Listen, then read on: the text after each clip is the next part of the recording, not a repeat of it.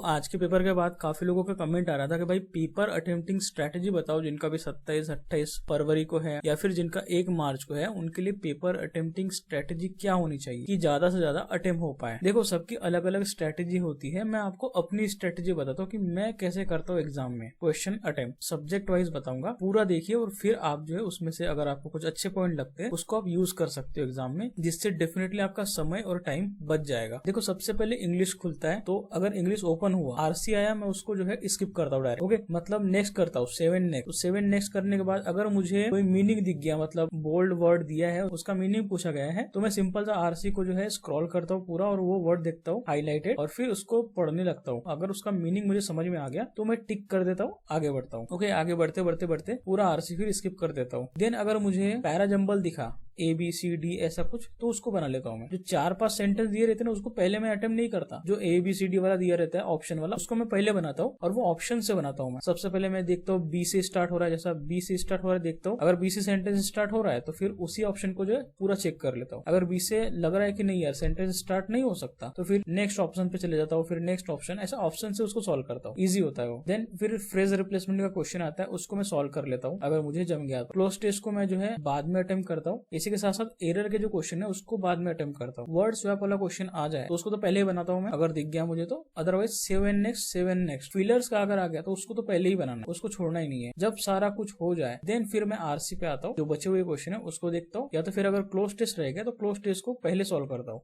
RC में हमेशा last में अटेम्प्ट करता हूँ। अब लास्ट में अगर मेरे पास टाइम बच गया तो मैं आरसी को पढ़ता हूँ, अदरवाइज मैं क्या करता हूँ, क्वेश्चन देखता हूँ और वो क्वेश्चन के जो कीवर्ड्स है वो यहाँ पे फाइंड आउट करने का ट्राई करता हूँ आरसी में। अगर वो मिल गया तो मैं उसका पूरा का पूरा सेंटेंस पढ़ लेता हूँ और फिर डिसाइड करता हूँ कि कौन सा ऑप्शन सही होगा। ऐसे मैं करता हूँ, मैं पूरा आरसी नहीं पढ़ता हूँ। ओके, अगर समय बच गया तब मैं बहुत ही स्पीड से पूरा आरसी पढ़ लेता हूँ। ये मेरी स्ट्रेटेजी होती है आरसी सॉल्व करने की। बाकी क्लोज टेस्ट कैसा करता हूँ मैं, वो पैसेज के साथ साथ लेके चलता हूँ मैं। जैसे पढ़ रहा हूँ मैं, जहाँ पे भी फिल इन द ब्लैंक्स है वहां तक पढ़ लिया, उस सेंटेंस को पढ़ लिया, ऑप्शन देखा, जो अगर लग रहा है मुझे तो वो टिक कर दिया, आगे बढ़ गया। फिर बीच में अगर 2-3 लाइन दी गई है उसको स्किप कर देता, डायरेक्ट जो है जहाँ second fill in the blanks है, सेकंड क्लोज टेस्ट है, उस सेंटेंस पे आ जाता हूँ, फिर उसको पढ़ता हूँ, फिर ऑप्शन देखता हूँ, अगर सही लग रहा है टिक करता हूँ, देन आगे बढ़ता हूँ। ऐसे करते करते मैं पूरा क्लोज टेस्ट सॉल्व कर लेता हूँ और एरर के क्वेश्चन लास्ट में अटेम्प्ट करता हूँ। लेकिन स्टार्टिंग में अगर एरर आ गया तो पहले मैं उसको पढ़ लेता हूँ। अगर मुझे लग रहा है कि हाँ एरर यहाँ पे हो सकती है, टिक कर देता हूँ, आगे बढ़ जाता हूँ। और अगर लग रहा है कि नहीं यार ये बहुत सोचने में समय जा रहा है तो उसको स्किप कर देता हूँ। लास्ट में अगर समय बचता है फिर अगर मैं करने का कोशिश करता हूँ, तब भी अगर मुझे समझ में नहीं आता है स्किप करता हूँ, और मुझे लग रहा है कि नहीं इसमें कोई एरर नहीं है, नो एरर भी टिक कर देता हूँ। ऐसे करता हूँ। ये इंग्लिश का हो गया। देन मैथ्स की बात करते हैं। मैथ्स में मैं सबसे पहले सिंप्लीफिकेशन ढूंढता हूँ कहाँ है। मैं ऐसा नहीं करता कि पहला क्वेश्चन दिखा और फिर बनाया। सबसे पहले मैं देखता हूँ सिंप्लीफिकेशन कहाँ है, दिख गया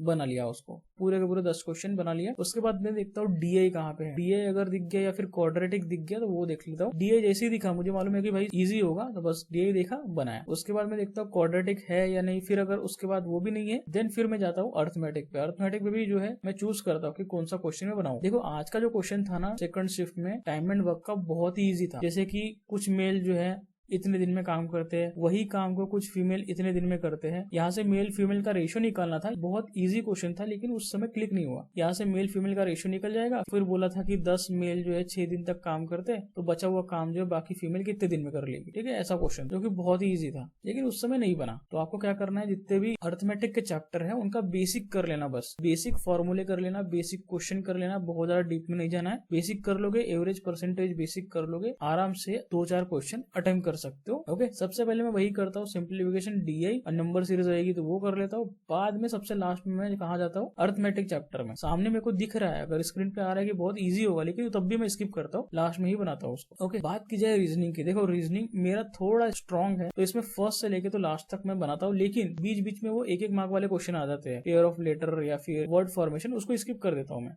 पजल जहां पे भी दिखा सबसे पहले बनाता हूँ मैं। ओके, मतलब फिर फ्लो में चलता है मेरा, ऐसा है। मैं यहाँ पे जो है चूज नहीं करता रीजनिंग में, लेकिन मैथ्स और इंग्लिश में मैं डेफिनेटली चूज करता हूँ। आप अपने सब्जेक्ट के अनुसार चूज करना कि आपको कौन सा क्वेश्चन बनाना है, आपको अटकना नहीं है। जैसे इंग्लिश का कोई मीनिंग सोचने में समय लग रहा है, उसे स्किप कर देना है अगर नहीं जम रहा है। बट मैं ट्राई करता हूँ कि मैं मार देता हूँ, फिर अगर उसका सिमिलर मुझे लग रहा है कोई भी आंसर, तो मैं मार देता हूँ। लेकिन आपको एक्यूरेसी मेंटेन करना चाहिए, आपके कंफर्ट के अनुसार ही आपको चलना है, एक्स्ट्रा चीजें नहीं लगाना है आपका दिमाग। जैसे पजल में 1-2 पॉसिबिलिटी भी नहीं बन रहा है तो 3-4 पॉसिबिलिटी ले लो आप, बट बनाओ उसको जल्दी से जल्दी। आपकी पेन की स्पीड काफी फास्ट होना चाहिए सॉल्व करते टाइम, तो टाइम बच जाएगा आराम से, ठीक है। ऐसे मैं अटेम्प्ट करता हूँ, तो आप यहाँ से कुछ पॉइंट उठा सकते हो और वैसे ही आप पेपर अटेम्प्टिंग की अपनी स्ट्रेटेजी बना सकते हो। और जरूरी नहीं है कि आपकी अटेम्प्ट बहुत ज्यादा होना चाहिए, लेकिन 60+ आपके अटेम्प्ट डेफिनेटली होना चाहिए। इस एग्जाम को देखने के बाद में बोल रहा हूँ, तो ऐसे आपके अटेम्प्ट अच्छे खासे हो जाएंगे और डेफिनेटली क्लियर होने के हाई चांसेस हो जाएंगे, ठीक है। तो अगर आपका 27-28 1 मार्च का पेपर है, किसी भी शिफ्ट में है, ऐसा अटेम्प्टिंग अगर आप करोगे तो आपके अच्छे खासे अटेम्प्ट होंगे, ये मैं बोल सकता हूँ। फंसोगे नहीं, मतलब आपका समय बचेगा ये स्ट्रेटेजी से। अगर आप डेली प्रैक्टिस करोगे तो आपका तो बिल्कुल भी मिस नहीं होगा, काफी सारे क्वेश्चन आप अटेम्प्ट कर पाओगे।